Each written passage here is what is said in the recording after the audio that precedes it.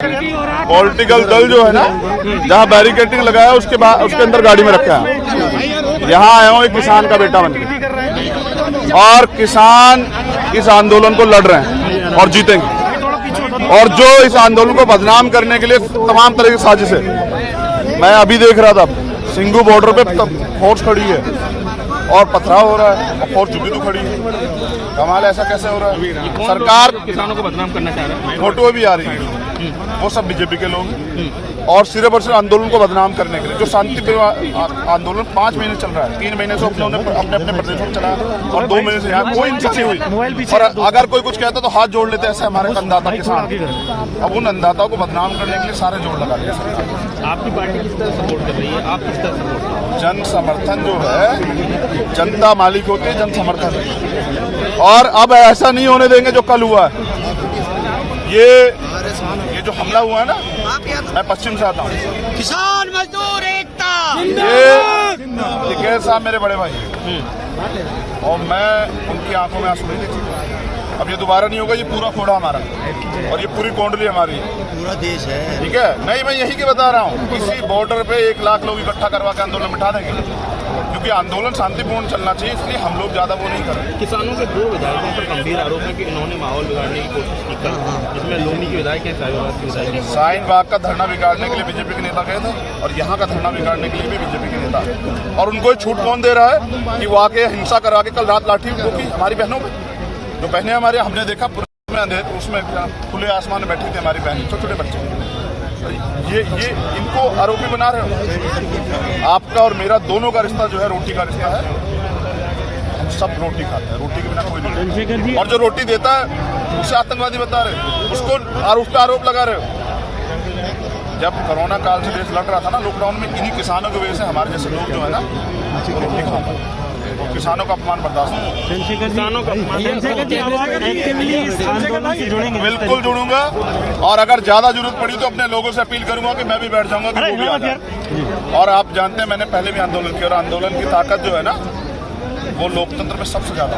ये देश जो कैसे आजाद हुआ था ना, आंदोलन, देशव्यापी आंदोलन हुए और अंग्रेजों को भागना पड़ा। और अगर ज्यादा तानाशाही होगी तो जनता के साथ सड़कों पे उतर जाएंगे तो इस सरकार को भी भागना पड़ जाएगा।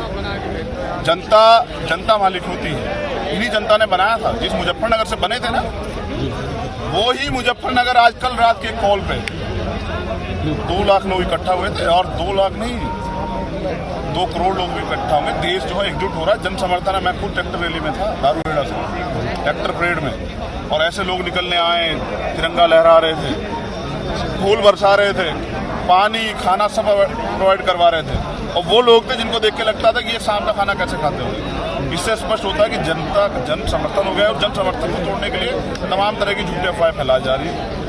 ये टूटेगा नहीं। यही सवाल मैं पूछ रहा था। बिल्कुल नहीं टूटेगा। चंद्रशेखर जी, जिस तरीके से फ्रेम किया जा रहा है लगातार किसानों को, उसको कैसे आप देखते हैं कि चाहे लाल किले की घटना हो, चाहे तमाम हो, चाहे उसके बाद फिर जो एक्शन लिया गया, नाम लिए गए FIR में और उनके खिलाफ कार्रवाई की बात चल रही है, उसको आप किस तरीके से देखते हैं? क्योंकि एक तरह से आंदोलन को कमजोर करने की कोशिश इसी के बहाने हुई है। जब अपने हक की लड़ाई लड़ने के लिए देश का कोई व्यक्ति सड़क पे आता है ना, अरे यार, उसमें तमाम तरह के आरोप लगा के उसको भगाने का, उसको डराने का प्रयास होता है। मैंने खुद NSS लिया अपने लोग की लड़ाई लड़ते हुए। तो ये जो UAP और तमाम तरह के जो मुकदमे लगा के डराने का प्रयास हो रहा है, किसान इससे नहीं डरता है। आप समझिए, कोरोना की बात सरकार करती है, हम लोग मास्क लगाते हैं, तमाम तरह की चीज़ों का प्रयोग करते हैं, सुरक्षा की बात करते हैं। लेकिन यहाँ जो किसान है ना, आज भी यहाँ लाखों लोग इकट्ठा है, वो अपनी जान की परवाह नहीं कर रहा। क्योंकि जिस तरह सरकार देश बेच रही है ना, जिस तरह सरकार ये बिल लेके आई है, कॉन्ट्रैक्ट फार्मिंग, तमाम चीज़ें, कल देश में जो है ना अनाज भी मुश्किल हो जाएगा गरीबों के लिए। 70% जनता आज भी भूखी होती है देश की। अमीरों को क्या पता कि गरीबों के बच्चे कैसे पलते हैं। तो इसलिए जो है किसान अपनी जान की परवाह नहीं कर रहे हैं।